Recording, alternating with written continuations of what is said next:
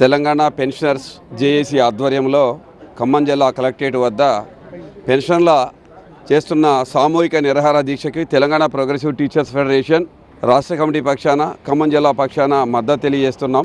ప్రధానంగా మార్చి 2020 తర్వాత రిటైర్ అయినటువంటి ఉద్యోగులకు రావాల్సినటువంటి బకాయిల్లో చాలా శాతం మిగిలిపోయి ఉన్నాయి.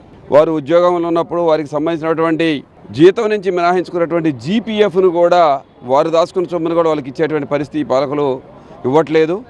రెండోది, వాళ్ళు ఉద్యోగంలో ఉన్నప్పుడు వాళ్ళ పిల్లల చదువు కోసం ఇంకా రకరకాల వాటి కోసం వాళ్ళు లోన్ తీసుకుంటే ఆ లోన్ రికవరీ అయిపోతే వచ్చే పెన్షన్ మొత్తం ఏదైతే ఉందో అదే రికవరీకే సరిపోతే బతకాలి అనేటువంటి పరిస్థితిలో ఇవాళ పెన్షన్స్ ఉన్నారు. అనేక రకాలుగా రావాల్సినటువంటి వారికి రావాల్సిన పెన్షన్ బకాయిలు ఏమీ ఇవ్వట్లేదు. దానికి తోడు ఇప్పటికీ 5 డిఏలు పెండింగ్ ఉన్నాయి, 6వ డిఏ కూడా వచ్చింది. మరి జేఏసీ తరఫున మేము మాట్లాడినప్పుడు ముఖ్యమంత్రి గారు కానివ్వండి, ఉప ముఖ్యమంత్రి గారు కానివ్వండి, మన జిల్లాకు సంబంధించినటువంటి బట్టి విక్రమార్క గారు కూడా స్వయంగా చర్చలు జరిపితే జేఏసీతో 2 డిఏలు ఇస్తానని హామీ ఇవ్వడంతో పాటు ఒకటి ప్రకటించి ఒకటి డిసెంబర్ కూడా అయిపోతూ ఉంది. మరి ఏమి చలనం లేనటువంటి పరిస్థితి అయితే కనపడతా ఉంది. అందుకనే తక్షణమే ఉద్యోగుల ఉపాధ్యాయుల పెండింగ్లో పెన్షనర్స్ యొక్క పెండింగ్లో ఉన్న బకాయిలన్నీ విడుదల చేయాలి.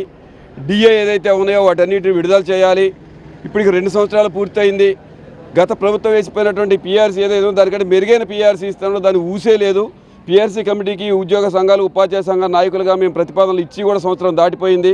కాబట్టి తక్షణమే పీఆర్సీ రిపోర్టును తెప్పించి అమలు చేయాలని, పెండింగ్లో ఉన్నటువంటి అందరి బకాయిలు ఇవ్వాలి, ప్రధానంగా ముఖ్యంగా పెన్షన్ బకాయిలు తక్షణమే విడుదల చేసి వారిని ఆదుకోవాలని ప్రభుత్వం డిమాండ్ చేస్తున్నాను.